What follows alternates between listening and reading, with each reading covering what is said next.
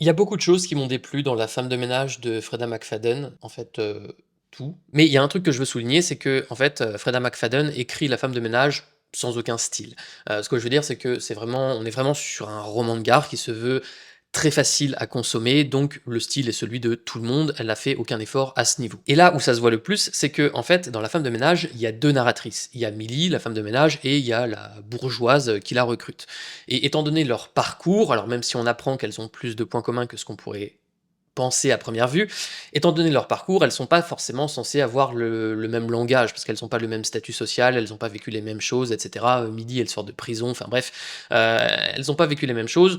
On pourrait s'attendre à ce qu'elles aient un langage différent. Néanmoins, en fait, quand on passe d'une narratrice à l'autre dans l'histoire, et bah, en fait, on se rend vite compte qu'elles, parlent de la même façon, les personnages s'expriment exactement de la même façon. Et en fait, Freda McFadden est obligée d'écrire en début de chapitre à chaque fois qui reprend la narration, quel personnage est en train de nous parler, parce que si elle fait pas ça, bah, ça devient vite très confus, dans la mesure où les deux personnages ont exactement le même vocabulaire, la même syntaxe, construisent leurs phrases de la même façon, etc. etc. Néanmoins, c'est pas parce que elle écrit comme ça que tout le monde écrit de la sorte, et justement, en fait, juste après avoir lu La femme de ménage, j'ai lu un autre livre qui est bien meilleur.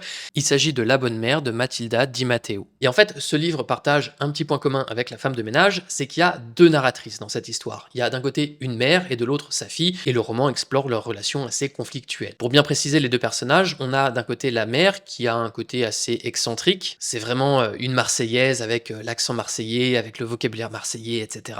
Et de l'autre côté, on a sa fille qui est montée à la capitale, qui veut faire des études, qui veut se donner un côté un petit peu plus intello, et bah, qui s'entend pas forcément très bien avec sa mère et qui trouve justement qu'elle prend beaucoup d'espace par sa manière d'être, etc. Bref, on a deux personnages différents, deux générations, et bah, Mathilda Di Meo, elle fait parler ses personnages de manière très différente. Et en fait, elle a pas besoin d'écrire en début de chapitre qui reprend la narration, parce que en deux, trois phrases, on comprend très vite qui s'exprime. Et ça, c'est pas juste une coquetterie de style. En fait, le fait qu'elle ait travaillé le langage de ses personnages pour leur donner à chacune une voix propre, eh bien ça augmente l'authenticité de ces personnages. En fait, on y croit beaucoup plus parce qu'elles ont chacune une voix. Et bref, si j'ai fait cette vidéo aujourd'hui, c'est parce que j'avais envie de vous recommander ce livre, La bonne mère de Matilda Di Matteo. C'est très bien écrit, c'est travaillé, il y a de l'esprit, il y a du second degré.